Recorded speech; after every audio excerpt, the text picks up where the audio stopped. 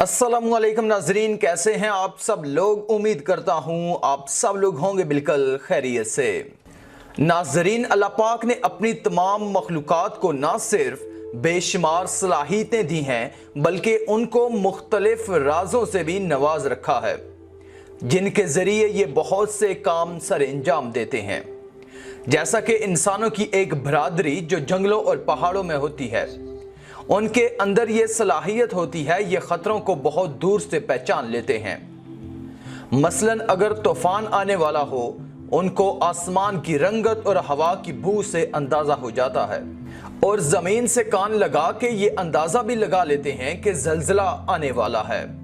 ناظرین، انسان تو انسان، اللہ پاک نے چرند اور پرند میں بھی وہ خصوصیات رکھی ہیں جن سے یہ دشمن اور دوست کا اور آنے والی مصیبتوں کا بھی پتہ لگا لیتے ہیں۔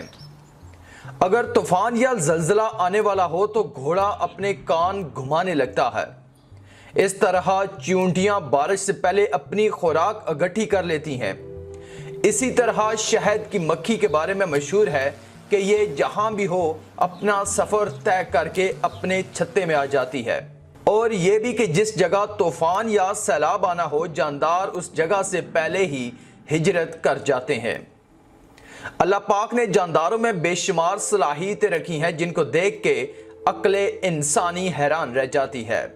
ناظرین، قرآن پاک میں اللہ کا ذکر ہے کہ یہ لوگ قرآن پہ غور نہیں کرتے یا ان کے دلوں پر مہر ہے۔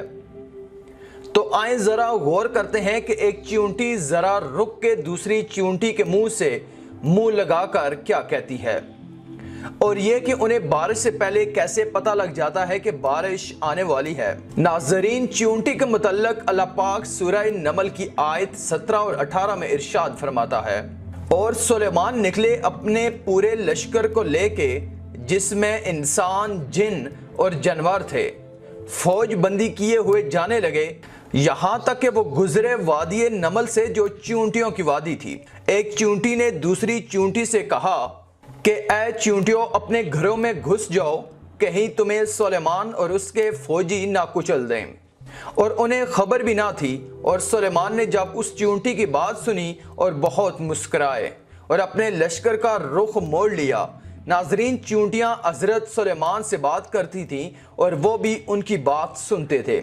ناظرین، جو بات قرآن نے تقریباً 1400 سال پہلے بتائی تھی، وہ آج کی جدید سائنس نے مختلف تجربات سے ثابت کر دیا کہ چیونٹیاں ایک زبردست معاشرتی سسٹم میں رہتی ہیں جن سے انسان کی عقل دھنگ رہ جاتی ہے۔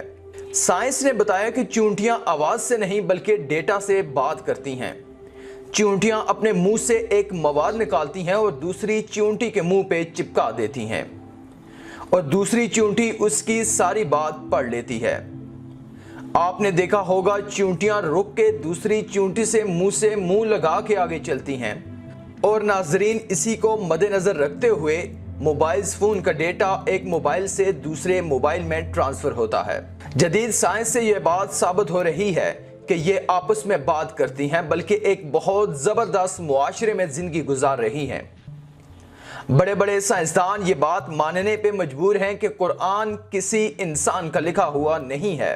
ناظرین، چیونٹیاں بارش سے پہلے اپنے گھر کے گرد گول چکر لگانا شروع کر دیتی ہیں اور اپنے گھروں پہ پہاڑ بنا لیتی ہیں تاکہ بارش کا پانی ان کے گھروں میں نہ جا سکے، اور ان کو بارش کا علم اس لیے ہو جاتا ہے کہ ان میں قدرتی طور پر ایک سینسر موجود ہوتا ہے جسے ہائیڈروفولک کہتے ہیں۔ جب بارش ہونے والی ہوتی ہے تو یہ سینسر چیونٹی کے دماغ کو بتاتا ہے کہ بارش ہونے والی ہے، اس لیے کھانے پینے اور رہنے کا انتظام کر لیتی ہیں۔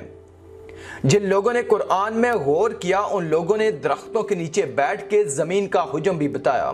اگر ہم قرآن میں غور کریں تو بہت کچھ کر سکتے ہیں۔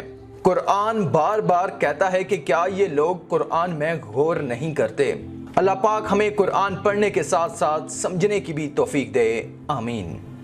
دوستو یوٹیوب کی نیو پالیسی کے مطابق اگر آپ نے بیل آئیکن کو پریس نہیں کیا ہوا تو آپ کو ہماری نیو ویڈیوز کی اپڈیٹ نہیں ملیں گی۔ تو آپ تمام دوستوں سے گزارش ہے کہ چینل کو سبسکرائب کرنے کے بعد نوٹیفیکیشن بیل کو لازمی پریس کر لیں تاکہ ہماری آنے والی سب ویڈیوز کی اپڈیٹس آپ تک پہنچتی رہیں۔ پھر ملاقات کریں گے نیکسٹ ویڈیو میں، تب تک کے لیے السلام علیکم۔